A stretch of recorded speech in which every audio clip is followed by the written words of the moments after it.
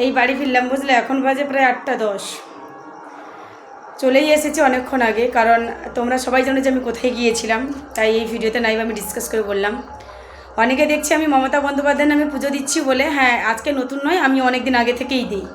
দেখলাম বিজেপির কিছু হারমাত বাহিনী বিজেপির কাছে কিছু টাকা বিক্রি করে দেওয়া, সে বাংলার মাটিতে জন্মানো কিছু অশিক্ষিত দল আমাকে নিয়ে রোস্ট করছে, আমি নাকি নোংরামি করছি, উমুক করছে। আচ্ছা 3 বাটি গরু মাংস খেয়ে সে বিজেপির বড় সনাতনী হিন্দু হয়ে গেল না? তাকে নিয়ে তাকে মাথায় তুলে নাচতে পারো। আর অষ্টমীগিরি তো ওইসব নোংরামি করেনি, অষ্টমীগিরি প্রকৃত কথা বলছে, তাই তোমরা আমাকে নোংরাভাবে গালিগালাজ করছো। আরে প্রকৃত যদি সৎ মানুষ হয়ে থাকো না, তাহলে শুভেন্দু অধিকারীকে দু কথা বলে শোনা, বুঝলে? প্রথম ওই আমাদের সনাতন ধর্মে কলঙ্কের দাগটা লাগিয়েছে।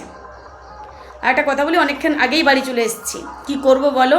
নন্দীগ্রামে মা কাকি জেঠি তো একবার নয় বারবার নয় ভুল করে করে তারা এত ঠকছে, বুঝতে পারছে না, সেই অপদার্থর হাতেই নন্দীগ্রামটাকে তুলে দিচ্ছে। আসলে অপদার্থের দোষই নয় তো, দোষ তো সেই নন্দীগ্রামের সেই অপদার্থগুলো, যারা বারবার নন্দীগ্রামে উন্নয়নের কথা না ভেবে পকেটে 2 টাকা দিচ্ছে, একটা শাড়ি দিচ্ছে, তার জন্য বিজেপিকে ভোটটা দিয়ে আসছে।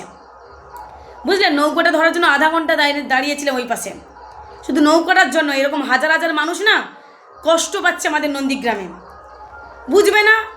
দিনরাত নন্দীগ্রামে কষ্ট করে পেরিয়েছে, এসে বিজেপির প্রথমে ভোট দিয়ে দিচ্ছে। কি না শুভেন্দু এসে টাকা দিয়ে যায় তো, সে বেটা তো 5 টাকা ধরিয়ে দিয়ে কোটি টাকা কামাচ্ছে নন্দীগ্রামকে সামনে রেখে।